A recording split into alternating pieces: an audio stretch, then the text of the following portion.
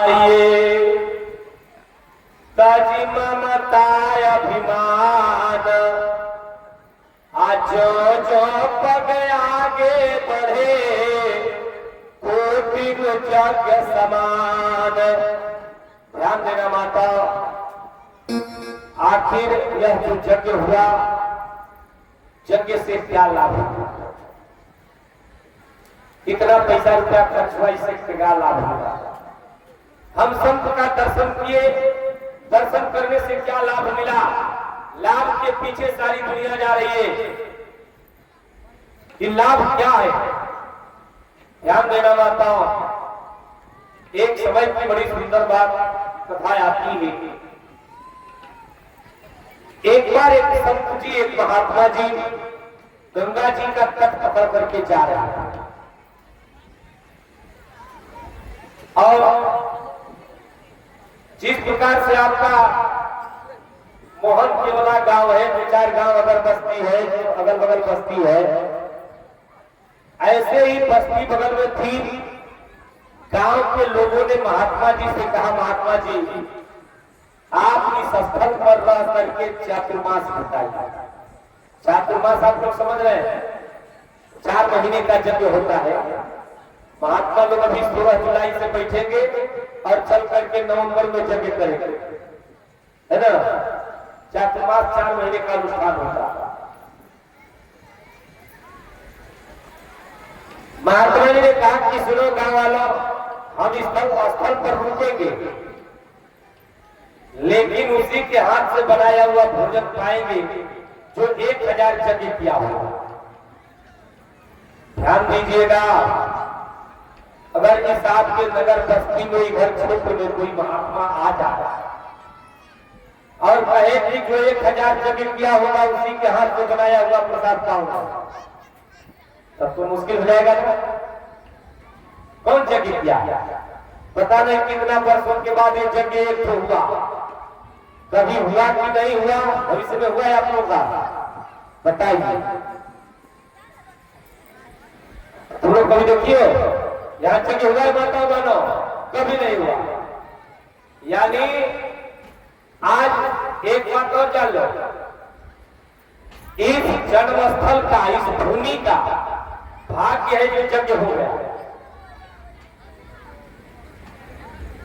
महात्मा जी ने प्रतिज्ञा किया कि जो 1000 यज्ञ किया होगा उसी के हाथ से बनाया हुआ भोजन प्रसाद पाऊंगा। इस यज्ञ का हम निष्कर्ष आप लोगों को बता रहे हैं कि यज्ञ करने से क्या लाभ मिलता है। माता शंकर जी विराजमान हो गए, दुर्गा माई का मंदिर बन गया। ये मंदिर बनने से क्या लाभ मिला, हम दर्शन करेंगे, पूजा रोज करने जाएंगे तो क्या लाभ मिलेगा, हम इसका जो है निष्कर्ष आप लोगों को बता देना चाहते हैं।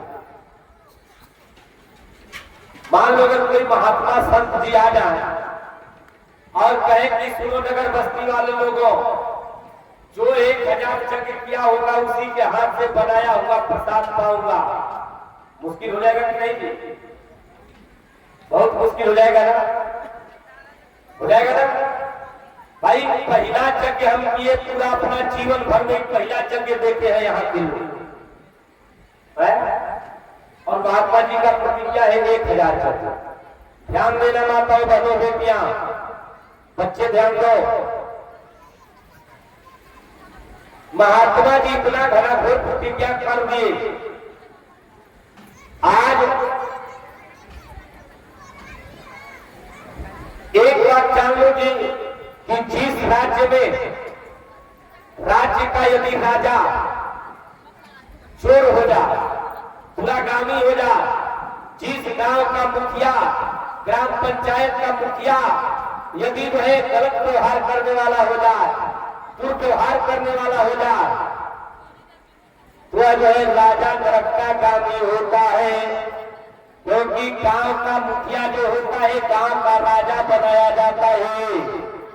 यहां भी राजा होगा ना जी, है भाई। मान लो बिहार, बिहार राज्य के राजा नीतीश जी है इस समय, पटना में नीतीश जी बैठे हैं भाई। राजा साहब तो राज्य में बैठे हैं नीतीश जी पटना में, लेकिन छोटी व्यवस्था बनाई गई है ग्राम पंचायतों में।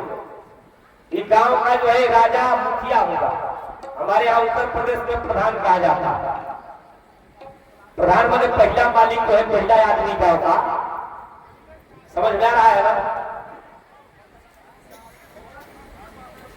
जिस राज्य के राजा के राज्य में यदि प्रजा भोजन के बिना मरे, अन्न के बिना मरे, वस्त्र के बिना मरे और वह राजा अपनी जनता के ऊपर ध्यान नहीं दे रहा हो, वह राजा वह जो है गांव का मुखिया निरंका गामी होता है।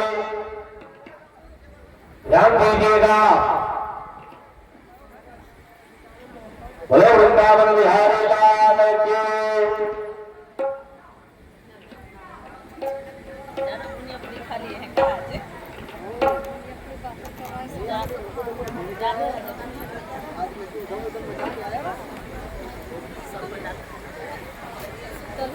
इनको ऐसा बात बा पुष्पा जी, अब्बर मरद जब्बर मेहरानी घुस गई सरकार। मंचवा तक रहे तो मंचवों तक जितना कथा वाचिका पुलिस लाइन में जाइए।